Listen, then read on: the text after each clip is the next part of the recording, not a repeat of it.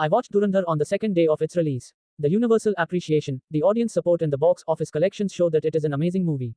But I am not here to talk about its technical quality and its general awesomeness. Many others better than me have done that. And I will not denigrate this movie by comparing it to Pathan and Jawan, but I will leave those cinematic perspectives to others. I am here to reflect on why Dhurandhar is a very important movie, not from a cinematic standpoint but in some way, our history. Over the last 1,000 years, there have been massive changes in the way how people have consumed history. People used to rely on bards telling stories, poetic recollections, passing through word of mouth etc. Then when printing press was invented, it moved to the written medium. Then it was through photographs and finally due to technological advancement, moving images. And in the last 70 odd years, movies have become a very important source on communicating or learning history. It was through movies that most of us were convinced that USAWW2. Movies made us believe that certain emperors were benevolent, and movies even made us think that a certain star accused of terrorism was actually the nicest man in the universe, but was caught in a wrong circumstance with an AK-47. Movies play a critical role in shaping perspectives, creating impressions, and in some way, tell people the truth in a way they remember. Unfortunately, there has not been a single movie that has clearly highlighted the biggest threat that India has fought and faced over the last 80 years.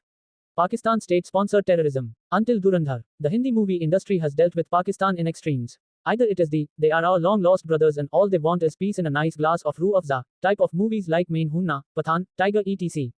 Or the hyper-nationalistic, ultra-jingoistic chest-beating type of movies where one guy repels an entire Pakistani army with a non-working hand pump.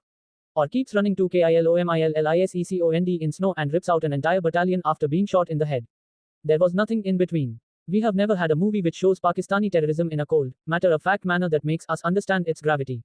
We have never had a movie which clearly lays out the extent of the efforts, planning and execution that our neighbors do to destabilize us. We have never had a movie where the real incidents have been shown in a gripping and an easy-to-understand manner that made us all realize their actual extent. We have never had a movie which has made people read and discuss about the Pakistani terrorist machine in a dispassionate manner.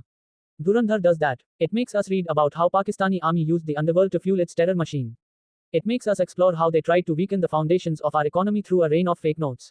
It shows all the terrorist attacks on India in a matter-of-fact manner that makes us realize terrorism and Pakistani state policy are two sides of the same coin.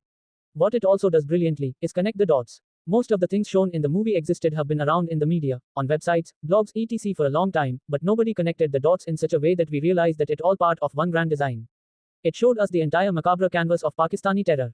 But the real standout moment for me was how they showed the 26/11 attacks. Till date no movie has captured the horror of that day like Dhurandhar did. For many of us, that day was where we felt most vulnerable as Indians.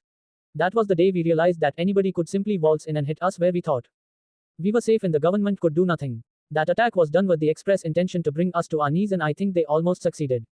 Dhurandhar shows that in a calm, cool and a calculated manner.